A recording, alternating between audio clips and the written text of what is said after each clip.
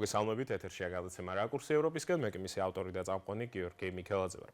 ვსაუბრობთ ბუნებრივია ქართულ-ევროპულ ურთიერთობებზე, რომელიც ბოლო რამდენიმე წლის განმავლობაში, რა თქმა უნდა, რაც ჩვენ გადაცემა დავიწყეთ, სხვადასხვა ეტაპზე გადადის, გადმოდის და სხვადასხვა რთული ან პირიქით კარგი ფაქტები და მოქმედებები ხდება ამ ურთიერთობასთან დაკავშირებით, არის გარკვეული სირთულეები საქართველოში და არა მარტო, არის მხარეები, რომლებსაც სხვადასხვა ხედვა აქვთ საერთო მიზანთან დაკავშირებით და ბუნებრივია ყველა ეს საკითხი ჩვენს დიდ ინტერესს წარმოადგენს და ყველა ჩვენს სტუმართან ერთად განვიხილავთ ამ საკითხებს. დღეს ჩვენს მეგობარ გიგა ფარტენძესთან ერთად ვისაუბრებთ საჯარო მმართველობის დოქტორთან ქართულ-ევროპულ ურთიერთობებზე. გიგა, მოგესალმები, მადლობა სტუმრობისათვის. მოგესალმებით, გიორგი, მივესალმებით ჩვენს ტელემოყურებელს. გიგა, ზოგადად, რა თქმა უნდა, ჩვენ ბოლო რაც ჩვენ დავიწყეთ ეს გადაცემა უკვე მე-4 წელია.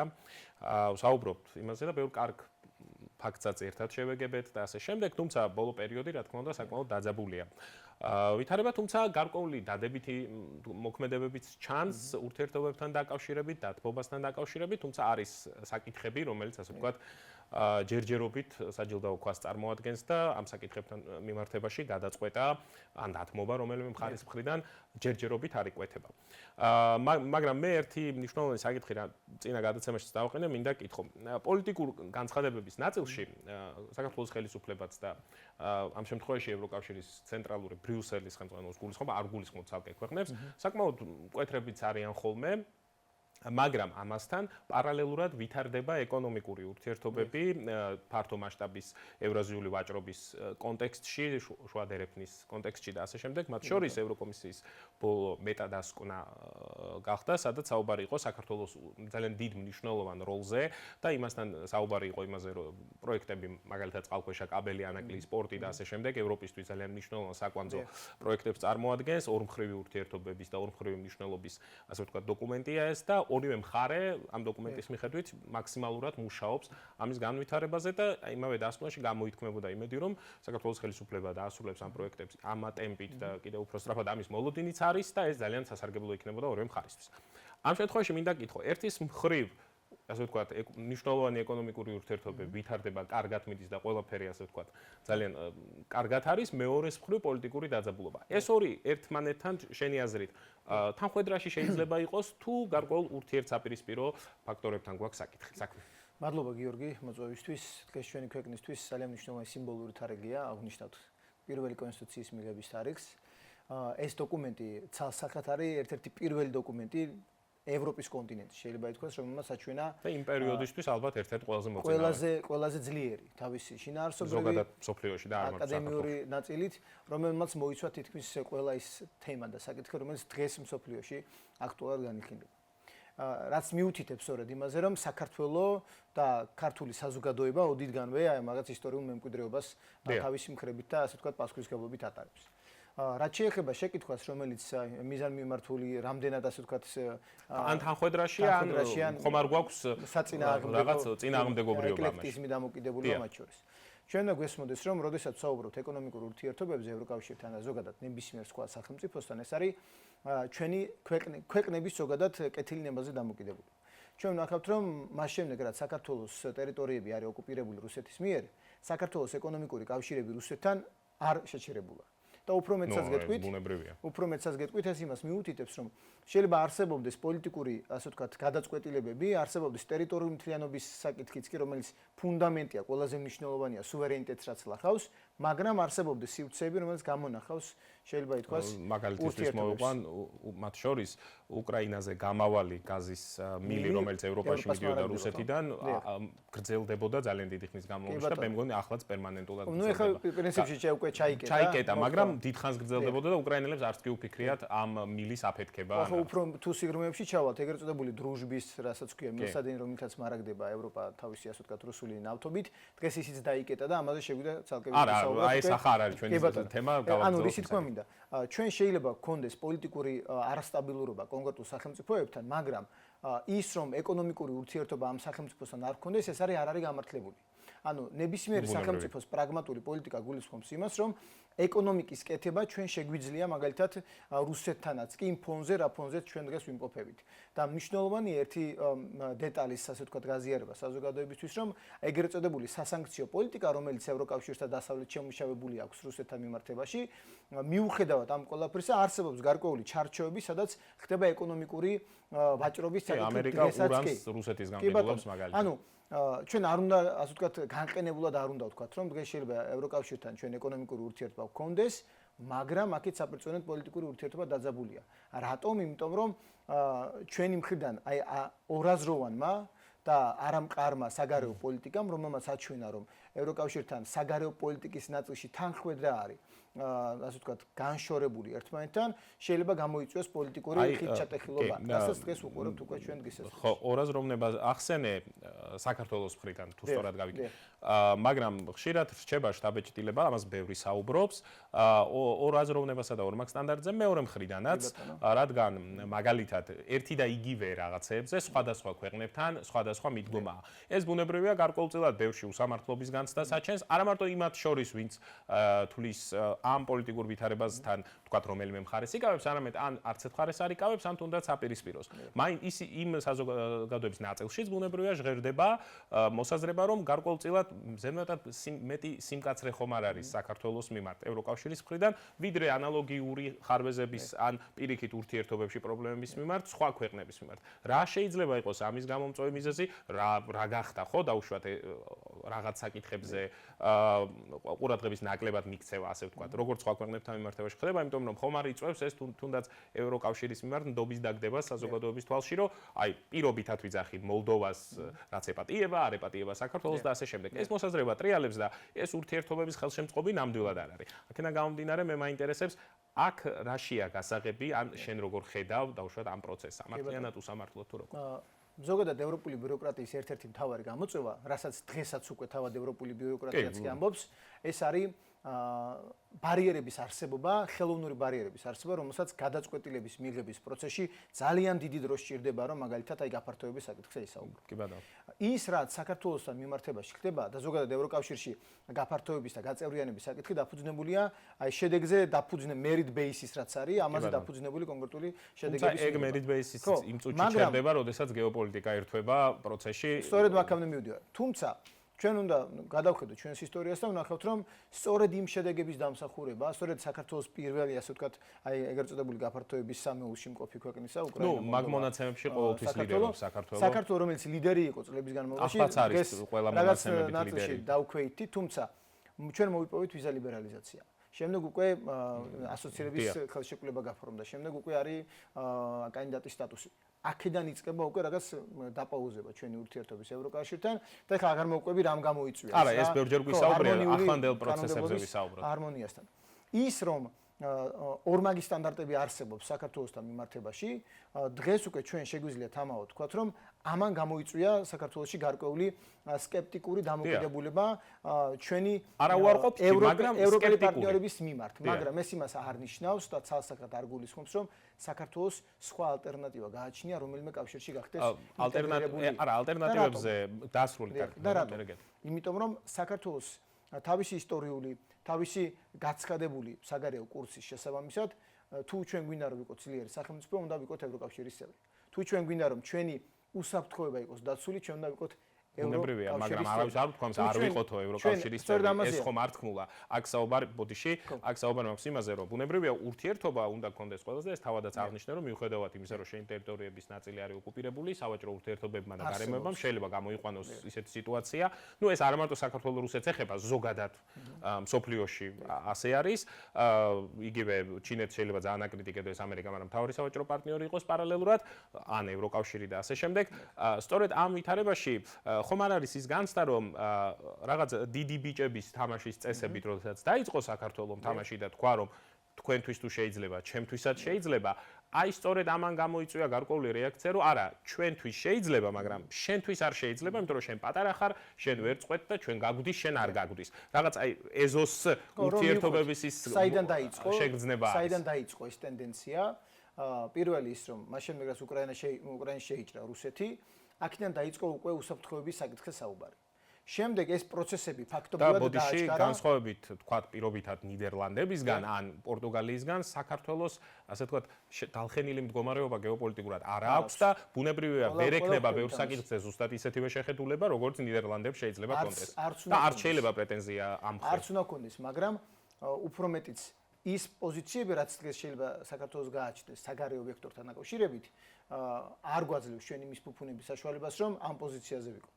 რომელს გულისხმობ ამ შემთხვევაში კონკრეტულად საგარეო მიმართებაში ჩვენ ბრიუსელთან ურთიერთობაზე ბრიუსელთან ამერიკასთან ჩვენ ვიცით რომ დღეს ამერიკის შეერთებულ შტატებთან კვლავ კითხვის ნიშნის ქვეშ ხდება ურთიერთობები. სტრატეგიული პარტნიორობა ამ შემთხვევაში ამერიკელების ნაბიჯს ელოდებიან. კი, ანახეთ, თავი თუ ჩვენი ნაბიჯები ჩვენ შორის ურთიერთობას აბრკოლებს ჩვენ ვერ დაველოდებით მეორე მხრის ნაბიჯს იმის გამო რომ გამოსწორდეს ამერიკას გულისხმობ ამ შემთხვევაში თუ ევროპას? ჩვენ არა, მე გულისხმობ საქართველოს, იმიტომ რომ არა, რეალურად რომელთან დაკავშირებით ნაბიჯებს გადაწყვეტს ამერიკასთან და ევროკავშირთანაც რა თქმა უნდა. ხო, მაგრამ ამ შემთხვევაში ბოდიში ამერიკის და ევროკავშირის პოზიცია ბევრ რამეზე დღევანდელი ადმინისტრაციის პირობებში კატეგორიულად განსხვავდება ერთმანეთისგან. აქედან ხო, და აი მასზე მინდა ვისაუბრო და შენი აზრი მაინტერესებს. ის რაც დაუშვათ შეიძლება ამერიკას უნდოდეს და მოწონდეს, აბსოლუტურად საპირისპირო შეიძლება იყოს იმისა, თუ რა უნდა დღეს ბრიუსელს და ეს სხვა ქვეყნებთან მიმართებაში ჩანს.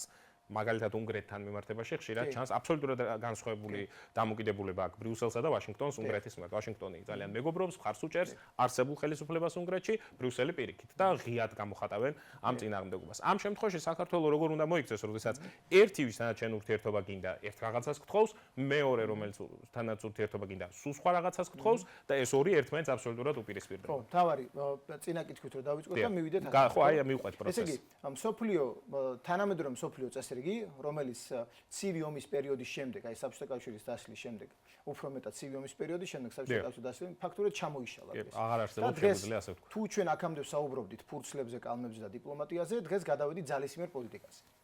ძალისმიერ პოლიტიკაში ცხადია ერთი რამ. ან ხარ რომელიმე ჯგუფის ძლიერი ჯგუფის წევრი, ან ხარ მეორე ძლიერი ჯგუფის წევრი. რომელიღაცის უნდა იყოს. ეს არის ცალსახად. დღეს უკვე არის თუ შენ თვითონ არ ხარ ძლიერი. ყველა, აი ვინც უყურებს მსოფლიო პოლიტიკას დღეს, თუ ამას ვერ აღიქვამს რაღაც საბაზისო დონეზე, ნუ საუბარი უკვე მათთან ცოტა რთული იქნება. მაგრამ დღეს ჩვენ გადავინაცვლეთ დიპლომატიური აი მოლაპარაკებების და ფურცლების ასე ვთქვათ ეტაპიდან გადავიდეთ ვინც უფრო მაგარი და ძლიერი ამაზე, ხო? რუსეთის შეჭრის შემდეგ უკრაინაში ევროპა გამოფხიზლდა და დაიწყო რაზე საუბარი? დაიწყო უსაფრთხოების გაძლიერებაზე საუბარი. თუმცა უფრო მეტად გამძაფრ და უსაფრთხოებას საუბარი, რაც უკვე ამერიკის შეერთებულ შტატებში შეიცვალა ადმინისტრაცია. ტრამპის ხელისუფლების მოსვლის შემდეგ ფაქტობრივად აი თავდაყირად დადგა მსოფლიო პოლიტიკური წესრიგი. აი რაც მსოფლიო ორდერი რასაც ერქვა, თავდაყირად დადგა. რომლის გარანტიც თვითონ ამერიკა იყო. კი ბატონო, მაგრამ ჩვენ მივიღეთ შეიძლება ითქვას ერთი და ძალიან მნიშვნელოვანი ხელშესახების შედეგი. დღეს ევროპა უფრო ძლიერია ვიდრე რუსეთის შეჭრის შემდეგ უკრაინაში, რაც ტრამპი მოვიდა ხელისუფლებაში, დღეს ევროპა იმაზე მეტად ძლიერია ვიდრე მანამდე იყო ევროპის ასე ვთქვათ ბიუროკრატია ძლიერი და ისინი ღიად და მკაფიოდ უკვე გამოხატავენ. მაშინ უნდა ვიკითხო სიძლიერე რაში გამოიხატება. სიძლიერე პირველ რიგში გამოიხატება რაში? ერთსულოვანი პოლიტიკა, უსაფრთხოების კონცეფციის არსებობა და ახალი გარანტიების შექმნა ევროპული სახელმწიფოებისა, რომელიც არ იქნება დამოკიდებული მაგალითად. აი ზუსტად ამაზე მინდოდა მეკითხა. ამ გარანტიებთან დაკავშირებით ერთგვარი ასე ვთქვათ, თუ ინტერნეტში ადამიანები ამახვილებენ ყურადღებას ევროკავშირთან დაკავშირებით, ხშირად არის მათ შორის ამერიკელებს განსაკუთრებით ხუმრობენ სინელეზე ევროპელების გარკვეულ საკითხების გადაწყვეტაზე, ამაზე თვითონ ევროპელებიც ხშირად ხუმრობენ და ჩამოუყალიბებლობაზე იმასთან დაკავშირებით, რომ მაგალითად რაღაც საკითხებთან დაკავშირებით შეიძლება შეთანხმდნენ, რომ აი მაგალითად უკრაინას დავეხმაროთ. პირობითად ავიღოთ ყველაზე აქტუალური ევროპისთვის, დავეხმაროთ უკრაინას, მაგრამ შემდეგ გამოჩნდება და გამოირკვევა, რომ კონკრეტული მხარეები აღარ აპირებენ ამაში მონაწილეობას, განცხადება დარჩა და ასეთი ბევრი გვინახავს.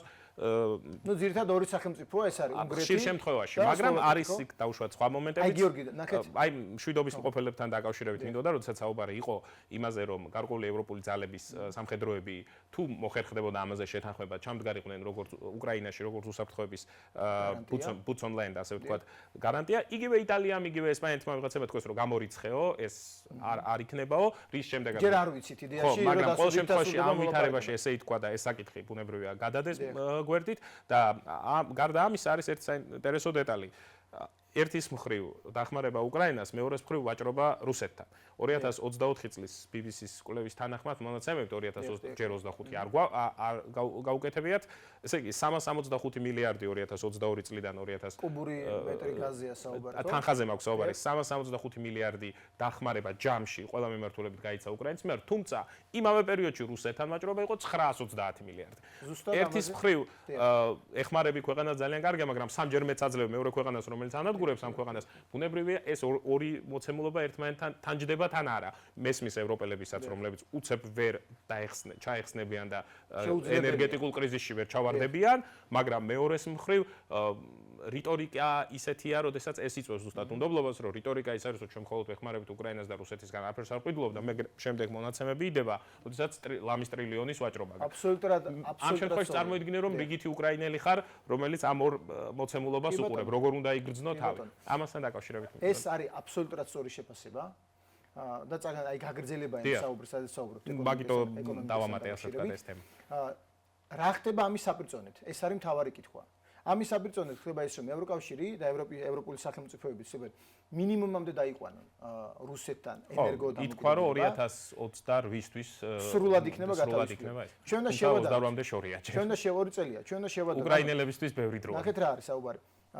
ომის დაწყებიდან დღემდე პერიოდი უფრო დიდი დროა, ვიდრე ბოლომდე რუსეთთან ჩახსნის პერიოდი. კი, უკვე კი. 4 და 2. ჩვენ და შევადაროთ 2022 წლის და 2026 წლის მონაცემები ერთმანეთთან და ვნახავთ, რომ მკვეთრად არის დაბალანსებული კი არა, ასე ვთქვათ, დაკლებულია. თითქმის მესამეცია. მაგრამ კვლავ შევეცადოთ, ნახე, რატომ აქვს ეს შეკითხვა. აქედან რომ ვთვლით, ასე ვთქვათ, ციფრებით, კი, სწორია და ნელ-ნელა მცირდება ევროკავშირის ქვეყნების დამოკიდებულება. ზოგს არც აქვს ეს დამოკიდებულება, მაგრამ წამყვან ქვეყანას აქვს. გერმანიაზე მაქვს საუბარი. ერთი გადასარევია, მაგრამ რო წარმოვიდგინო, რომ ეხლა მე ბახმუთში ვცხოვრობ და მეუბნებიან, რომ იცი რა, 28-მდე მაცალე და მერე ფულს არ ადამიანურად რო ვიმსჯელოთ. ჩემთვის ეს აბსოლუტურად მიუღებელი იქნება. ხო, მე ვერ ამიხსნი იმას, რომ იცი რა, ჩვენ 2 წელი კიდე გვაცალე, მე 2 წელი კიდე გადავუხდი რაკეტებს ვინც გესვრის იმას ფულს და მე ყველაფერი კარგად იქნება. და ეს ფიქრობს, რომ ეხლა მე 28-მდე რა ხვალ გავიღვიძებ თუ არა არ ვიცი. და ეს მეუბნება 28-მდე. აი დამოკიდებულება ცოტა ეს არის დიდი პრობლემა. რაც ჩანს დღეს მსოფლიო პოლიტიკურ უკაზე არის, რომ ენერგო დამოკიდებულება, რასაც ჩვენ ვსაუბრობთ, მინიმუმამდე იქნება დაყვანილი უახლოეს პერიოდში. და რას გულისხმობს ეს? ცალკე ვენესუელას кейსი, ცალკე ინდოეთის სავაჭრო პარტნიორობა. ჩვენ ნახეთ, რომ მე ვიძახი სიგრძეს პროცესის, კარგია, უბრალოდ გრძელია. ამ პროცესში ჭირდება რა? უკრაინის სრული ერთხაზოვანი მხარდაჭერა დასავლური საზოგადოების მხრიდან. რაც ნაკლებად არის დღესდღეობით. ნუ ნაკლებად ვერ ვიტყვი. გულისხმობ აბსოლუტურად ყველა ერთხაზზე იყოს ამ მხარდაჭერის ფორმაში. შეუძლებელია, ესეც შეუძლებელია, იმიტომ რომ ვიღაცას თავისი პოლიტიკური ინტერესი გააჩნია. მაგალითად უნგრეთის ორბანს, რომელმაც დაბლოკა და წინა დღეებში 90 მილიარდი ევროს მხარდაჭერა უკრაინისათვის, ხო? ანუ ამ ყველაფერს რისთვის აკეთებს, რომ შიდა აუდიტორიისთვის პროპაგანდისტული კვება იყოს, რომ თუ ეხლა მე არჩევნებში ვერ გავიმარჯვებ, კვლავ ჩვენ ჩავერთვებია მათ საქმეა პოლიტიკური ევროკავშირის საგარეო პოლიტიკაზე ვსაუბრობთ, იმიტომ რომ გაჩნდა საუბრები, რომ არსებობს სახელმწიფოები, რომლებიც ეხმარებიან ან არ ეხმარებიან, იქაც ორაზროვანი პოლიტიკაა, თუმცა ასეთი არის ორი სახელმწიფო დღეს, რომელმაც ვეტოს უფლებიც სარგებლობენ. ესეა, თუ შენ საერთო თამაშის წესებით გინდა თამაში, ევროკავშირი სწორედ ეს არის. შენს როგორც ერთ სახელმწიფოს გაგაჩნია ერთი ვეტოს უფლება და შეგიძლია საერთო სიკეთე, რაც შეიძლება იყოს უკრაინისთვის მხარდაჭერა, გაყინო. ამიტომაც აი ამ ნაწილშიც ევრობიუროკრატიას უდიდესი გამოწვევა დაუდგა დღის წესრიგში. რატომ? იმიტომ რომ თუ ჩვენ ყველა თანასწორის პრინციპით ვართ, ერთი ყველასთვის და ყველა ერთისთვის, უკვე როდესაც საუბარი მიდგა ევროპის უსაფრთხოებაზე, შეიძლება ვიღაცეებმა აი ამ, ასე ვთქვათ, ბიუროკრატიული საკანონმდებლო სხვა ფორმა, რომ ისარგებლები და ასე შემდეგ. დაბლოკოს რა. ანუ ეს ადამიანები ერთი ან ბლოკავენ და ვეტოს უფლებას იყენებენ, ან უბრალოდ არ ღებულობენ მონაწილეობას შეხვედრებზე, რომ რაღაცამ მხარდაჭერა აუგუთქვან უკრაინას. გადმოვიდეთ საქართველოს, მე უბრალოდ მინდა მოვასწრო ძალიან ცენტრის თემა, მაგრამ ბევრი კითხვა უნდა რომ მოვასწრო, ცოტა გვაქვს დრო. საქართველოს ხელისუფლების ერთ-ერთი პოლიტიკა, რაც ბოლო 3 წელიწადში განსაკუთრებით გამოსცა, მანამდეც იყო, არის დივერსიფიკაცია ბაზრის, ბუნებრივია, ყველა შესაძლო აქტორთან სავაჭრო ურთიერთობები იქნება ეს ჩინეთი, საუდის არაბეთი, ყაზახეთი, მე არ გულისხმობ ბუნებრივია რეგიონის ან ზღვასთან მეზობელ ქვეყნებს, სადაც ეს კავშირები საუკუნეები არის, ახალი პარტნიორებს გულისხმობ. ბევრის მხრიდან, მათ შორის ოპოზიციურად განწყობილი ადამიანების მხრიდან ეს სწორ საერთაშორისო პოლიტიკად აღიქმება, გულისხმობ ვაჭრობ-საბაზრების დივერსიფიკაცია. თუმცა ამაზეც ისმის კრიტიკა. მე ამ შემთხვევაში შენი აზრი მაინტერესებს, ბაზრის დივერსიფიკაცია რამდენად სწორი ფორმაა ხელისუფლების მხრიდან მოქმედების იმის და პარალელურად ამისა ევროკავშირთან დაძაბული პოლიტიკური ურთიერთობა და არა ეკონომიკური, რომელიც ვითარდება. ის რაც ხდება ანუ ზოგადად ვაჭრობასთან დაკავშირებით, ეს არის ჩვენი სახელმწიფოს სუვერენული არჩევანი. მაგრამ ჩვენ ჩინეთთან დავდებთ სტრატეგიულ პარტნიორობას ინდოეთთან, ან ნებისმიერ დაუშვათ ცენტრალური აზიის ქვეყნებთან. ამის პარალელურად, რომელთანაც მათ შორის ევროპელები ძდებენ იგივე ხელშეკრულებას და გაცხადებული პოლიტიკაა, ხო? ამის პარალელურად რა ხდება? აი ეს არის მთავარი კითხვა. ჩვენ ვაძლიერებთ თუ ასუსტებთ ევროკავშირთან და დასავლეთთან ურთიერთობას. ჩვენ ხიდებს ვაშენებთ თუ ვანგრევთ ამერიკასთან მიმართებაში ურთიერთობის პროცესში. ჩვენ ევროკავშირს უფრო უახლოვდებით ჰარმონიზაციის ნაწილში, ადამიანის უფლებების დაცვის ნაწილში, მედია თავისუფლების ნაწილში, აბრკოლებს სიტყვის და გამოხატვის თავისუფლებას თუ აი რა პოლიტიკას ვატარებთ. თორე ჩვენ არანაირად ვერავინ ვერ გვასწავლის ეხლა მე ჩინეთთან როგორი ტიპის ეკონომიკური ურთიერთობა და მექნება თუ არა სტრატეგიული პარტნიორობა, ხო? მაგრამ მე ამის ფონზე თუ ყველაფერს ვაკეთებ იმისთვის, რომ ჩემს დასავლურ პარტნიორებთან და ჩემს ასე ვთქვათ ევროპელ პარტნიორებთან ურთიერთობა გავიფუჭო, რის ხარჯზე ხდება ეს? აი ეს არის მთავარი შეფასება. აი აქ ზუსტად ეს არის მთავარი. აი მარტივად რომ ვთქვათ, ხო დასრულე. თუ ჩვენ შეგვიძლია ვნახოთ ახალი მიზიდულობის ცენტრი, ჩვენი საგარეო ვექტორის მიხედვით, რომელიც შემოგთავაზებთ მეტდაცულობას, თავისუფალ და ძლიერ განათლების სისტემას, ეკონომიკურ, ასე ვთქვათ, დაბლობის შემოთავაზებას, უსაფრთხოებას, მეგობრებო, ევროკავშირი არ იქნება, მსგავსი წონის გაერთიანება იქნება, ამაზე ვისაუბრებთ, მაგრამ დღეს სოფლიოში არ არსებობს ისე ერთიანი საჭიროება და არა მანდამაინც კონკრეტული ის რომელიც იქნებოდა ევროკავშირზე და ევროპულ ოჯახზე უფრო მეტად ფუნქციური და უფრო მეტად თუ სწორად გავიგე, ესე იგი გულისხმობთ, რომ ნებისმიერი ვაჭრობა რა თქმა უნდა გასაგებია, მაგრამ თან პარალელურად ეს უნდა იყოს მიმართული გარკვეული პოლიტიკური სარგებლის მოტანისთვის იგივე ევროკავშირთან ურთიერთობაში. ამ კონტექსტში სწორედ შუადერეფნის პრინციპი ალბათ სწორედ ის არის, რასაც შენ საუბრობ თუ სწორად გავიგე, იმიტომ რომ აქ ამ შემთხვევაში ურთიერთსარგებელი თუნდაც საქართველოს სტრატეგიული პარტნიორობისა ინდოეთთან, ჩინეთთან და ასე შემდეგ, იგივე სარგებელია ევროკავშირისთვისაც, იმიტომ რომ ეს იმოძრავებს იქეთ-აქეთ ეკონომიკურად. ამ შემთხვევაში მაინტერესებს ეს დივერსიფიკაცია ეკონომიკური შენი აზრით, რამდენად ძლიერი პოლიტიკური იარაღია შენი აზრის გატანისთვის. მე არ გულისხმობ ყველაფერთან მიმართებაში და ალბათ არც შენი თქვი, რომ ქვეყანამ თავისი ინდივიდუალიზმი უნდა დაკარგოს სრულიად და ყველა საკითხზე თქვას, რომ კი იყოს შენ როგორც სიტყვი, ხო? აი ეს მოქმედება ეკონომიკური დივერსიფიკაცია რამდენად აძლიერებს პოლიტიკურად ხელისუფლების სურვილს გარკვეული იდეები გაიტანოს ბოლომდე, გარკვეულზე რა თქმა უნდა კომპრომისზე წავიდეს. საქართველოს ისტორიულად გააჩნია ერთი მთავარი ნიშა. მას შეუძლია პოლიტიკის ნაწილში, დიპლომატიის ნაწილში იყოს ერთ-ერთი ძლიერი მოთამაშე მრგვალ მაგიდასთან. ეს არის ერთი. მეორე, ჩვენ როდესაც ვსაუბრობთ ჩვენი გეოპოლიტიკურ მდებარეობაზე და გეოგრაფიულ მდებარეობაზე, ჩვენ არ უნდა დაგვავიწყდეს ერთი რამ, ეს არ მოდის მხოლოდ გულხელდაკრეფილი ყოფნით და ჩვენი რაღაცა კონკრეტული, ასე ვთქვათ, რა როგორ თქვა, ისეთი განცხადებების საფუძველზე, რომელმაც შეიძლება დააზიანოს საერთო დიდი ოჯახის ინტერესი. შუადერეფანზე საუბრის დროს ჩვენ არ უნდა დაგვავიწყდეს ის, რომ სომხეთმა და აზერბაიჯანმა დეკადის პრობლემა მოაგვარეს, კონფლიქტი მოაგვარეს ერთმანეთთან და დღეს უკვე ამერიკის მხარდაჭერით დღეს ერთ-ერთი ყველაზე დაწყებულია თურქეთთან უკვე ამის განხორციელება უდიდესი დერეფნის ასე ვთქვათ პოტენციალზეა საუბარი, ხო? სად არის საქართველო ამ ეტაპზე? ამ ნაწილში საქართველო არ მოიაზრება და არ იყო ასე ვთქვათ აი მაგიდაზე მიწვეული. ჩვენ თუ გვინდა რომ ჩვენს ქვეყანას აი ეს გეოპოლიტიკური და გეოგრაფიული მდებარეობა, რაც მას გააჩნია, შენარჩუნებული იყოს და გამოყენებული იყოს დასავლური საზოგადოების, ასე ვთქვათ, ცივილურ საზოგადოებასთან ურთიერთობის მიზნით, ჩვენ ყველაფერი უნდა გავაკეთოთ იმისთვის, რომ ამ პოლიტიკაში დაუბრუნდეთ და არა პირიქით უფრო მეტად დავშორდეთ ამ პოლიტიკას. ეს არის საბოლოო პასუხი. მარტივად რომ ვთქვათ, ანუ ამ შემთხვევაში მსოფლიო საერთო მაგიდასთან თუ არ დაგპატიჟეს, ეს აუცილებლად ცუდია, ხო სწორად გავიგე რასაც. დიპლომატ ნახეთ განცხადებები ეს არის მხოლოდ და მხოლოდ განცხადებები, მაგრამ როდესაც შენ დიპლომატიურ შეხვედრებზე, დიპლომატიურ დიალოგზე, დისკუსიებზე არ გიწვევენ, ესე იგი ეს იმას ნიშნავს, რომ ჩვენ რაღაც შესაძლებელი გვაქვს. და მე ღრმად ვარ დარწმუნებული, რომ ჩვენი დასავლელი პარტნიორების მხრიდან ის თუ რა არის შესაძლებელი საქართველოს ხელისუფლებას და ბოლოს აი ბოლოს ზუსტად ეს მინდოდა მეკითხა. არის ორი ძირითადი საკითხი ევროკავშირთან ურთიერთობაში, ამერიკის ურთიერთობის ნაწილში ვერ დაგეთანხმები, თუმცა ეს სხვა გადაცემაში შეგვიძლია განვიხილოთ. სხვა ფაქტორები მოქმედებს იქ და არა ის კანონმდებლობები, რომელიც აწუხებს ევროკავშირს, იმიტომ რომ ამერიკის ამ დღევანდელი ადმინისტრაცია ფაქტიურად ემხრობა და იგივე ტიპის კანონმდებლობას ატარებს. ევროკავშირთან მიმართებაში ორი კანონია, ძირითადი საჯილდო ქვა და სულ ამაზეა საუბარი. გამჭვირვალობის კანონი და ოჯახის სიწმინდის კანონი. გამჭვირვალობის კანონის შემთხვევაში გასაგებია, მე მაინტერესებს ოჯახის სიწმინდის კანონის ნაწილში უნდა კითხო, ეს საკითხი, ოჯახის სიწმინდის საკითხი და მასთან თანდაყოლილი პროცესები გარკვეულწილად უფრო სენსიტიურია მაგალითად აღმოსავლეთ ევროპის ბევრ ქვეყანაში და საქართველოში, ვიდრე პირობითად იგივე ჰოლანდიაში.